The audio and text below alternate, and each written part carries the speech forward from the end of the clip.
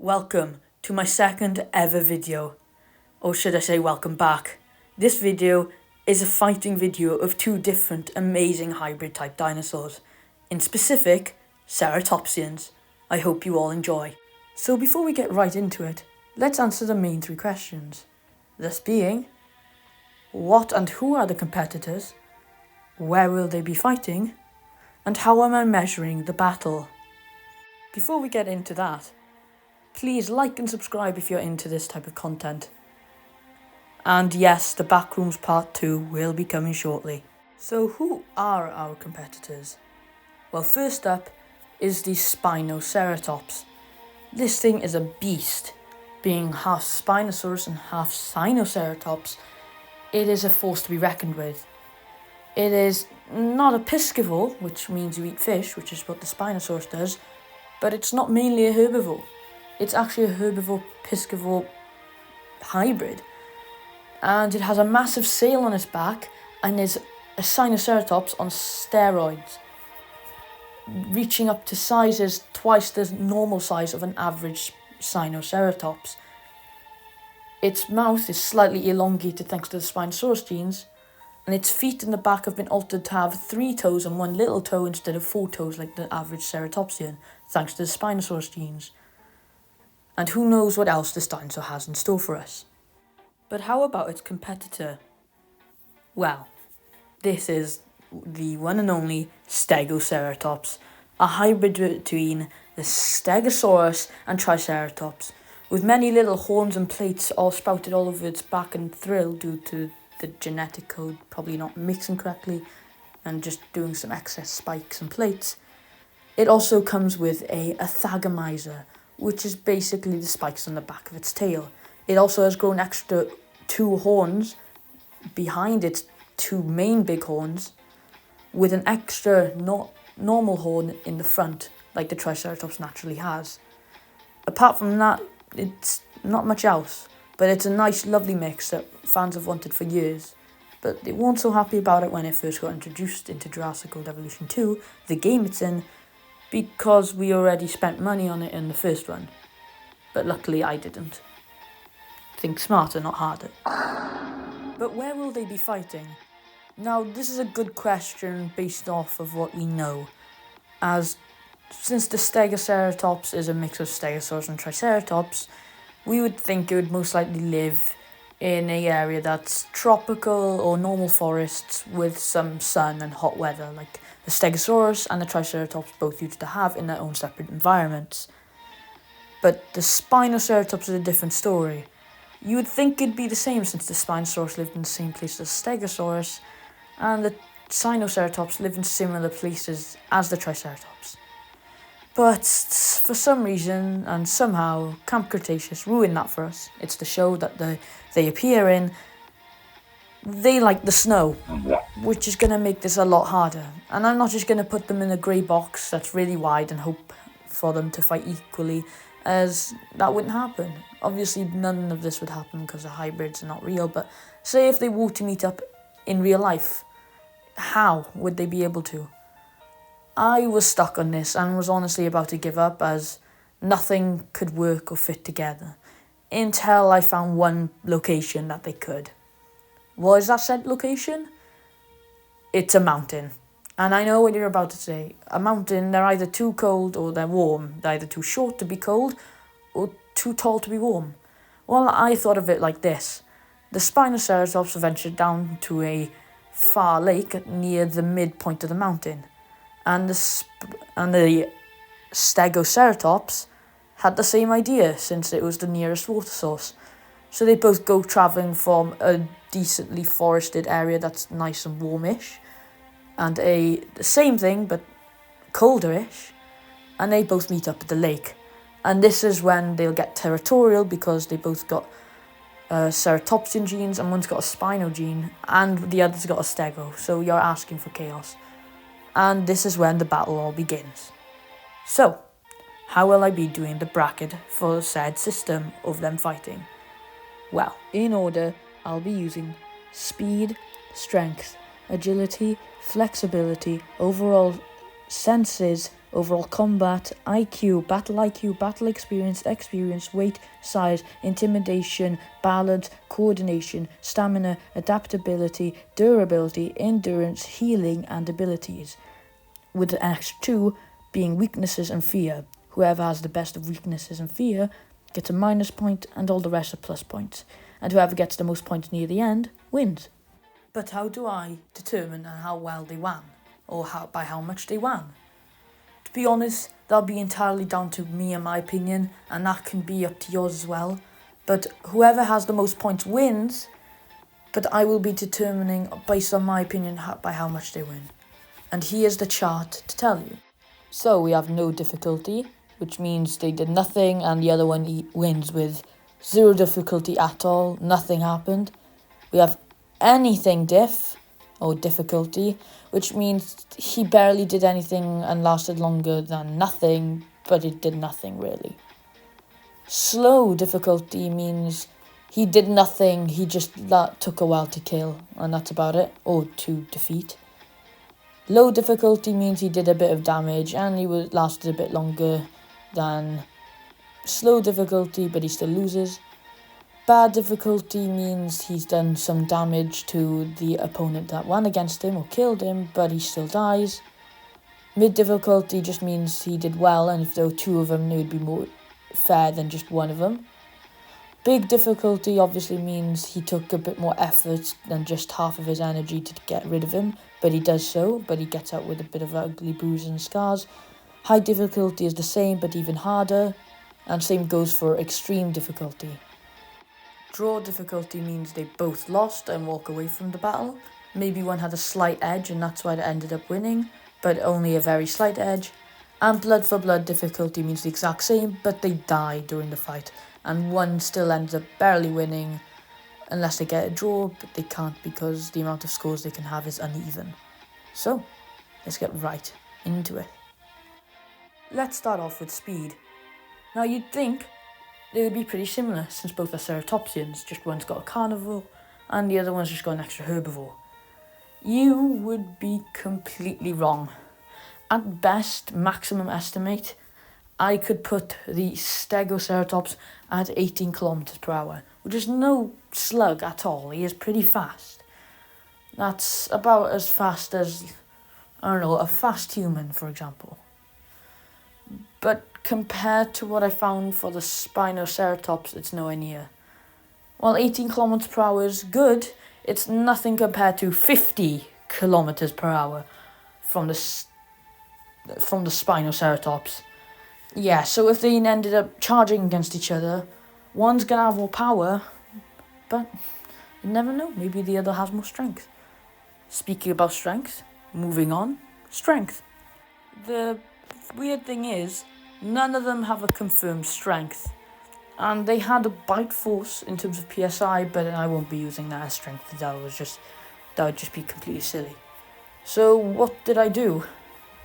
What I did was look at the in-game strength stats from Jurassic World Evolution 2, the game. I know it seems a little unreliable, but it's one of the only things I'm going to be using from there, as defense works differently in real life than stats, but strength you can put into stats and charts. And what did I find out? The Stegoceratops is barely any stronger, to the point it makes no difference. But in the game, it makes a massive difference. So, just because of the game, I am going to be giving the strength to the Stegoceratops. But if any other chart or anything comes out with the actual strength of the Spinoceratops, which I highly doubt it will, or the Stegoceratops, I'll be chuffed. But it's not looking like it's going to happen anytime soon. So, sorry, but I'm going to have to use the in-game stats for this one. So next up is agility. One thing about agility that's commonly misinterpreted, you know what I'm trying to say, I can't say it. It's oftenly mixed up with flexibility. And the difference between these two is flexibility is how bendy or how you can move your body in certain shapes compared to other animals or other species or types like you. Agility is how fast you can move your body parts. So not how bendy they are, but how fast they can move. This doesn't mean speed. It's kind of like a mix of speed and what's the thing called again? Speed and fast IQ, I guess. You have to reaction. That's the one. It's a mix of speed and reaction put into one. That's why I just haven't put reaction in, since it's so close to agility. There's no bother, no point of putting it in. So, who has more agility? Well, at first I was honestly leaning towards the Spinoceratops, since, it's Spinosaurus in it, which would allow it to be fast. And then I realised one little thing that gives Stegoceratops the win, in this category in particular: its tail. Realistically, its tail is able to, in real life, swing around 90 kilometers per hour. In the game, in the Jurassic World series, it's 89 kilometers per hour, so just one less kilometer per hour. So yeah, with not ease, but relative ease, Stegoceratops takes it. So next up is flexibility, and it's honestly arguable that the Stegoceratops could take it just because of his tail alone, but due to the Spinoceratops having, Spinosaurus genes, it was probably able to rear up and bend in ways that the Stegoceratops just couldn't. In terms of flexibility in the tail, Stegoceratops takes it all the time, but overall I think Spinoceratops just takes it naturally. But what about overall senses? Now, this is a bit of a sensitive topic. No? No one? Okay. Probably would most likely go towards the... I already made myself... I told myself who it was. I also researched a bit about all the dinosaurs, including the genome of both species, and I'm making myself second guess. No, I'm definitely correct. It would be the Spinoceratops. The Stegoceratops just, it wouldn't be that smart of an animal compared to the Spinoceratops, and the Spinoceratops would be more aware of its, abilities in terms of overall senses, so I'm just going to have to give it to the Spinoceratops. But how about overall combat? Well, that's a bit of a tricky one, but I think I've come to a conclusion that's reasonable. You see, as the Stegoceratops and Spinoceratops both have, herbivorous genes in them, and ceratopsians obviously, they also, one has an extra herbivore, that being the Stegosaurus, and the Spinoceratops obviously has the Spinosaurus, which is a piscivore / carnivore, obviously. And the thing is, it's the reason why I'm actually gonna give this one to the Spinoceratops is because of the fact that it's defensive naturally, but it's also aggressive because of the spinogenetics and because of that thick thrill that it's got. It looks like even it's gone thicker due to the spinogenes. It's going to be able to protect itself from any hits to the face. And what will the Stegoceratops be targeting? The face, because it's big and it's got a thrill. And I think that because of the fact that it's going to be more offensive than just full defense, and just like the Stegoceratops, I'm going to have to give it to Spinoceratops. But only because he's going for attacks and is defensive, not just full defensive. As if defensive doesn't work for the Stegoceratops, it's going to panic. And the Spinoceratops is good either way. Next up is IQ, and I think we all know who this is going to. And I am going to explain it just in case for you who don't know, which is completely fair, as they both are hybrids and we don't properly know, but we have a good idea. And the Spinoceratops takes it. Why? It's because its extra gene is from a Spinosaurus, which is really smart in the Jurassic World universe. At least the one that its DNA came from. Yes, it is confirmed that it has come from the Spinosaurus from Camp Cretaceous, as nobody's really travelled to Rebirth, the island from Rebirth. And, sorry, that some of you may not understand that. But the Stegoceratops has Stegosaurus genes, and Stegosauruses are known for having very stupid IQs. Like, very dumb in terms of overall intelligence. And I'm not saying that the Stegoceratops is dumb compared to a Triceratops, maybe they're equal. But the Spinoceratops is most likely more smart. At best, they're both equal, but it's most likely that the Spinoceratops is more smart. And Battle IQ is next, and I'm just going to give it to the Spinoceratops.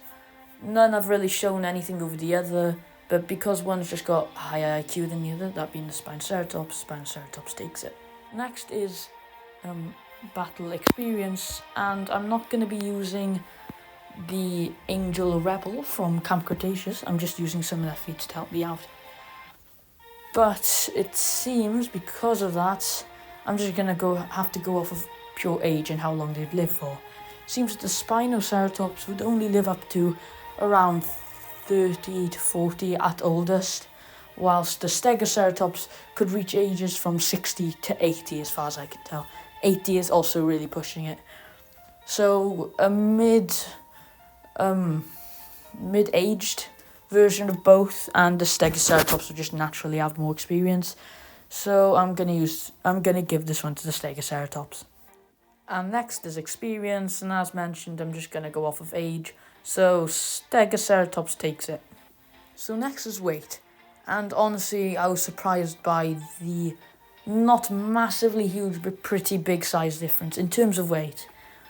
Now, the Spinoceratops has a weight of 6 tons. That's what most sources I could find could say. And to be honest, that seems reasonable for a ceratopsian of its size from Jurassic World, which likes to make its herbivores underpowered in every way possible, and different to what their real-life counterparts look like. But the Stegoceratops had ranges from 4 tons all the way up to 15. And that's not just Google searching, that's going everywhere. So I just went out my way to find the average of both, which is 10 tons. I know it seems a little unfair, but to be honest, I'm just going to have to go with it. Besides, Spinoceratops is doing well so far, but so you never know, I suppose. So, next up is size, and they're actually pretty similar. In terms of height, the Spinoceratops has 10 meters, and the Stegoceratops is 12. And in terms of length, the Spinoceratops is 5 meters long, and the Stegoceratops is 6 meters long. But here is where I understood why there's such a difference in terms of the weight. Obviously, Spinoceratops is 6 tons, and Stegoceratops is 10 tons, but the width is what makes it different. Because the herbivores, that being Stegosaurus and Triceratops, are pretty built in the Jurassic World series, films and everything overall, the Spinosaurus isn't. And the Spinosaurus is going to contribute to the genome, or the genetics, inside the Spinoceratops, which means the Spinoceratops is going to be a lot thinner. Spinoceratops being 2 meters wide, whilst the Stegoceratops is 4 meters wide, giving it a lot more chunk. So I guess I'm just going to have to give the size category to the Stegoceratops. Really quickly, I would just like to mention to remember to like and subscribe and share this video to any of your friends. And what else was I going to say? Oh yes, right, at the end of the video I will also be saying what I think would happen in the fight, and then I'll determine on what difficulty he ended up winning, or whichever one ended up winning. Okay, on with the video. So next would be intimidation.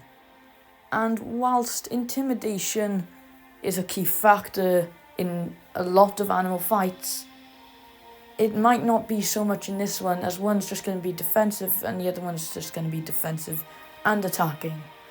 But that's why I actually think intimidation might just play a role in this one. And why is that? Well, if one's attacking and one's offensive, you can imagine which one's going to be a bit more scared. Realistically, if you're attacking somebody, you're not in fear, they're in fear of getting hit in that moment. So I'm just going to give intimidation to Spinoceratops since it just makes more sense, to be honest. So next up is balance, and this is more obvious than you think. Well, you might be thinking, well, if the Stegoceratops is taller and longer, it must be more easy to tip over. Well, you'd be wrong. Because it's heavier and got more of a wider stance, it's got all 4 toes on its back legs like it's supposed to. And it's a lot wider than the Spinoceratops, It's naturally just going to be more stable. In fact, the fact that the Spinoceratops has 3 toes instead of 4 isn't really helping it much. I can't even think of a scenario or situation that would help. But I guess that's the defects of being a hybrid, I suppose. Next is coordination. And I actually have a reason for why I think the Spinoceratops has better coordination. Think about it. Spinoceratops is not only more intelligent so it can handle having different methods of attack. Its main method of attack, ramming, is something that the Spinosaurus and Sinoceratops both did. It probably was able to bite as well, and it probably had very small chronicle teeth near the midway of its mouth.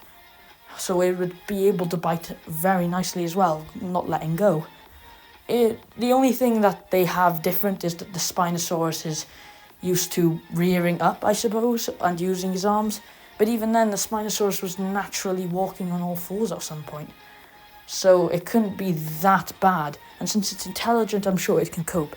Meanwhile, the Stegoceratops has an antagonizer, the thing at the back of his tail, and the horns, which means it's going to have to ram and use its tail at the same time, which is going to be a hard task overall. Funny thing is, Spinosaurus can use his tail as we've seen, but the Triceratops isn't really used to it. This would make the Stegoceratops panic when getting face to face with the Stegoceratops, and it's Spinoceratops, as it wouldn't be able to choose from which weapon, as both genetic contributors have different methods of attack. One spins and the other rams. So, actually by quite a bit, the Spinoceratops takes it. Next up is stamina, and it's going to the Spinoceratops. The Stegoceratops is definitely no slug. It probably could keep fighting for a while, but because it's made of 2 herbivores, and in the Jurassic franchise, any herbivore really is lazy, apart from the Therizinosaurus, it's just going to be a lazy animal overall. Whilst the Spinoceratops, thanks to the Spinosaurus gene, is going to be very, not active, but hyperactive in terms of its thinking, especially when it comes to battles. So Spinoceratops takes this one. Next up is adaptation, and I am just barely giving it to the Spinoceratops. You might be thinking, well, the Stegoceratops doesn't mind the cold as far as we know, and also enjoys the heat and trees, which is probably going to be near the lake that they're fighting. But that's when you find out that not only are they mid-mountain, so it's going to be coldish, so that doesn't matter, but they're near a lake. What's in the Spinoceratops' DNA?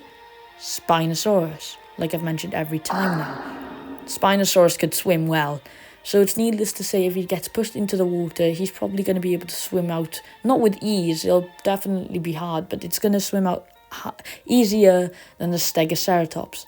If it was any other conditions, I think the Stegoceratops would have barely taken it, but just because they're near a lake, I've just barely got to give it to the Spinoceratops. Next up is durability. Now, this was actually going to be a draw, but then I realised and I was forced to lean towards one way.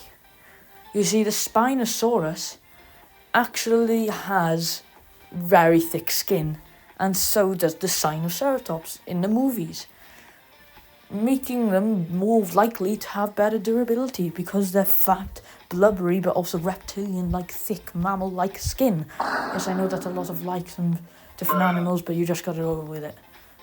And the Stegosaurus is chunky, and so is the Triceratops, just not as much as the Sino and Spino duo is. But then I realised how many extra spikes and plates that the Stegoceratops does have over its body in Thrill. And I think that alone is just going to stop the Spinoceratops from getting pure accurate hits as it wants to. And that's why I'm giving the slightest little edge. Like, it really won't make a difference at all.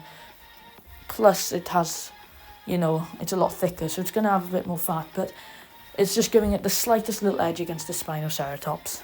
Next up is endurance. And this isn't durability, which is how much you can defend and how much you can be bitten or hit and not be that damaged. Endurance is being damaged and being able to go on. And I'm going to give this to Spinoceratops.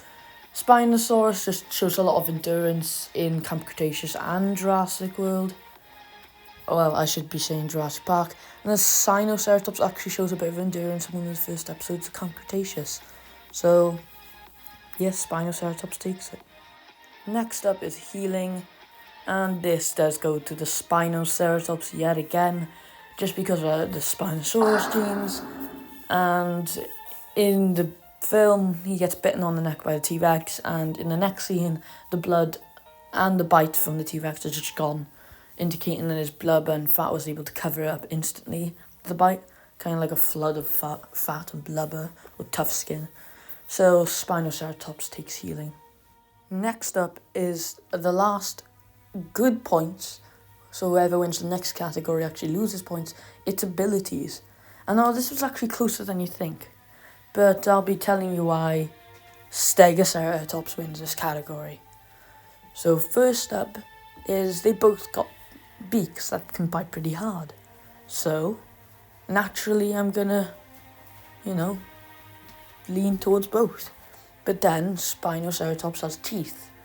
Probably chronicle teeth. And just because of the fact that the Spinosaurus is added in there, I'm just gonna give the upper hand so far to the Spinoceratops. But then it goes all wrong. They both have a thrill, which is good. Maybe the Spinoceratops is even a bit thicker, if I'm being honest, which is going to help it a lot. But the point is, he only has one horn.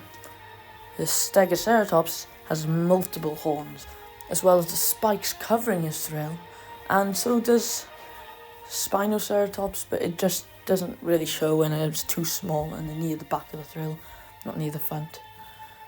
He also has plates going all down and over his back, which is going to help the Stegoceratops a lot, big and small, making it hard to bite those areas or anything like that.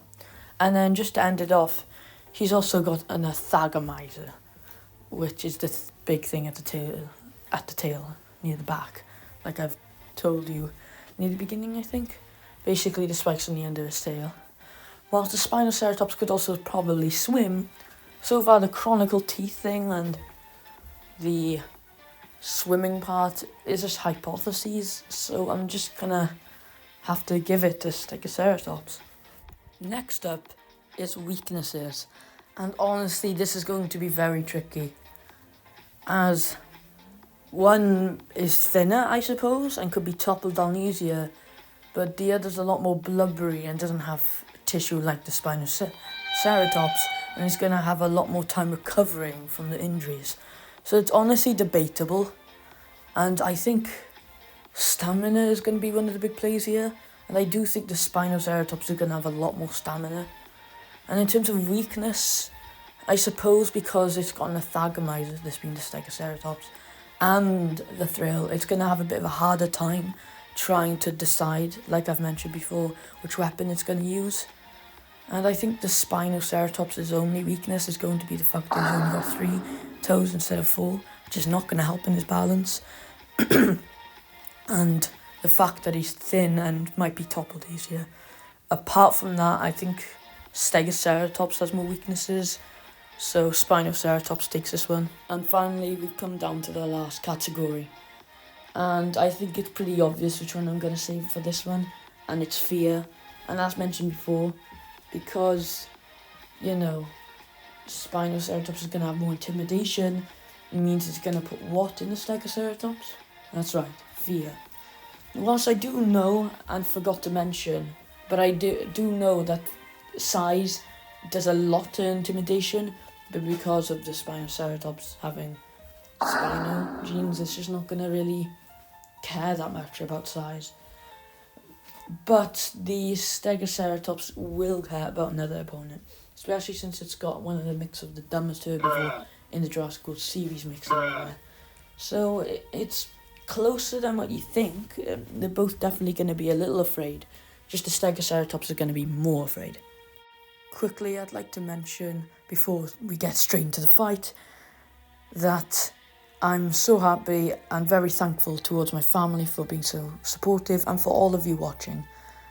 It really means a lot to me, and I'm sorry for this, but remember to like and subscribe and share, and do please comment. If you comment something, I'm very likely to end up making it a future episode or a short. I am planning on doing shorts soon, so just tell me what you'd like to see.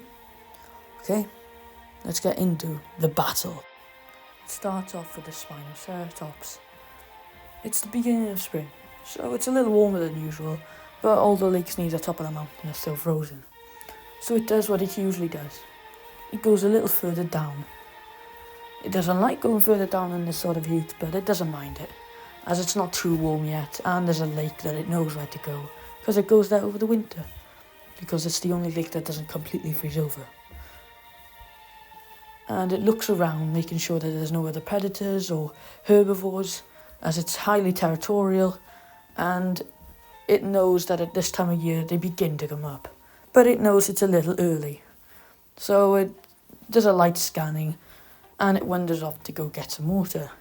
But it doesn't know it's being watched. Since it had made its way through the entry of the forest from up above, the Stegosaurus has been watching it from the grass. But since to its similar colorations to the brush or the grass that's within, the Spinoceratops just hasn't seen it yet. And before you know it, the Stegoceratops thinks it's gotten too close and starts to panic in its head. So it does the only thing it knows what to do: roar. And it roars directly towards the Spinoceratops. The Spinoceratops is shocked at first, but knows that this is a territorial beast, as both are one of the only ones left of their kind, venturing out this far from the equator.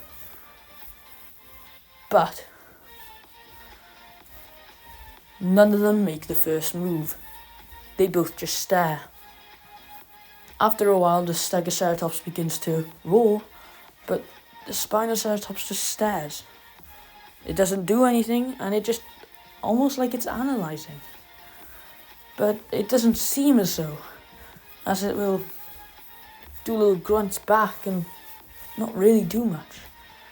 But before you know it, the Stegoceratops starts to move his feet, like a bull, winding up his feet and pushing the dust off the ground. And that's when the Spinosaurus charges. Out of nowhere, the Spinosaurus has the guts, or whatever took over, to fight this beast. And the Stegoceratops, stunned, charges towards him as well, because he's used to nothing really. He's not really used to fighting, but he's had plenty of experience, and since he's half ceratopsian, he just knows to charge. That's the first thing he does. And they both charge towards each other. The Spinoceratops, being a lot faster, doesn't even give the Stegoceratops enough time to build up his momentum to top speed. But due to the Spinoceratops being a little bit weaker and a lot less heavy, they're at a stalemate, with a half-stunned Stegoceratops and a very lighter opponent of a Spinoceratops that kind of at a standstill until it happens. Out of nowhere, the Spinoceratops bites the muzzle of the Stegoceratops. Stegoceratops, stunned, doesn't know what to do. It almost flails around until the Spinoceratops lets go and falls over a little. Before the Spinoceratops could even get up, there it is, an 89 to a 90 km/h tail swinging directly towards its face. Luckily, he's able to duck down, but it still hits its tail. Knocks him over to his side a little, but he's able to get back up really quickly. And he gets back on his two back feet and then charges down as fast as he can. And the Stegoceratops, not expecting this, puts his horn up in the air. Not knowing what to do, he's hoping he'll catch the Spinoceratops on the horn. It does not go to plan. It ends up hitting them both down and they both fall onto their knees. And they don't know how to fight each other at this point. But the Spinoceratops, still being half carnivore, tries to go for the neck. Obviously this doesn't work due to the thrill and all the spikes and extra plates, but at least he tried. He gets hit off, and then the Stegoceratops panics and charges towards him, piercing the bit of the Spinoceratops and dragging him or pushing him into the water. Stegoceratops thinks he's won and roars in victory before it comes not flying but bursting out the water, hitting the Stegoceratops down. The Stegoceratops flails his arms and hits the Spinoceratops a couple times and even gets his tail straight into the back of the Spinoceratops, which makes the Spinoceratops roar in pain. And as the Stegoceratops gets back up, it's gone. Not the Spinoceratops, the Stegoceratops. Impaled on the one horn that the Spinoceratops has, its throat. It's not gone, but it is harshly impaled. It's still able to breathe, but can't concentrate with that much pain. As the Spinosaurus roars, he gets hit again by the tail, this time near his neck, cutting open a strip of his neck, not killing him, but putting him in a lot of pain.